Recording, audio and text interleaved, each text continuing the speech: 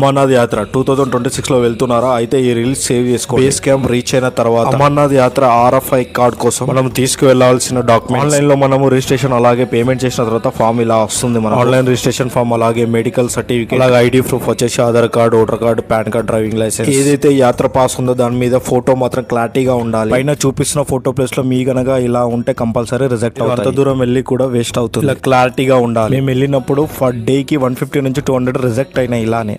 Part 1 లో మనం ఏ train book చేసుకోవాలో, పార్ట్ 2 లో వచ్చేసి ఏ సిమ్ తీసుకోవాలన్నది, పార్ట్ 3 లో మనం 2 తెలుగు రాష్ట్రాల నుంచి దాదాపు 1.5 డే 33 అవర్స్ తర్వాత జమ్మూ తావి రైల్వే స్టేషన్ లో రీచ్ అవుతాం. ఇక్కడ షేర్ ఆటో తీసుకొని మనము భగవతి నగర్ దాదాపు 7 కిలోమీటర్స్ ఉంటుంది. 20 నుంచి 30 రూపీస్ ఛార్జ్ తీసుకొని అక్కడ రీచ్ కావడం. అమర్నాథ్ యాత్ర గురించి మరిన్ని ఇన్ఫర్మేషన్ కోసం నా యూట్యూబ్ పేజ్ ని ఫాలో అవ్వండి. అమర్నాథ్ యాత్రతో పాటు అలాగే వైష్ణోదేవి యాత్ర కూడా ఎలా చేయాలో కంప్లీట్ వీడియోస్ నా యూట్యూబ్ ఛానల్ అప్లోడ్ చేయడం జరిగింది. టోటల్ గా మాకు 10 డేస్ పట్టింది.